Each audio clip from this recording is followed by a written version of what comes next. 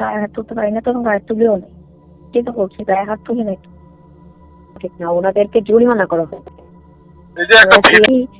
উনি fuel card ছাড়া দাঁড়ানোতে, সেটা বল, ফুয়েল কার্ড ছাড়া দাঁড়ানোতে, উনি ফুয়েল কার্ডই ছিল না, আমার কাছে লাইসেন্স ছিল না, গাড়ির রেজিস্ট্রেশন ছিল না, এবং উনি সম্ভবত, যার কথা আপনি বলছেন, আন্ডার এজ একটা ছেলে বা এরকম কিছু দিয়েছিলাম, লাইন থেকে সরিয়ে দিয়েছিলাম।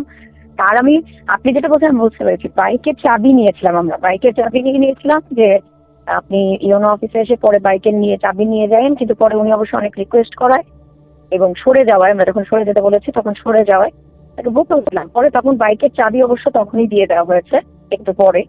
বাইকের চাবি প্রথমে নিয়ে নেওয়া হয়েছিল, বাইকের চাবি নিয়েছিলাম, বাইকের চাবি অনেকক্ষণ আটকে ছিল। পরে সে রিকোয়েস্ট করে বা তার সম্ভবত তার গার্জিয়ান আসে, লাস্টে তার গার্জিয়ানের কাছে আমরা চাবি দিয়েছি। গায়ে হাত তুলতে পারি না, তখন গায়ে তুলিও নেই। কিন্তু বলছি গায়ে হাত তুলি নেই। আচ্ছা ঠিক আছে।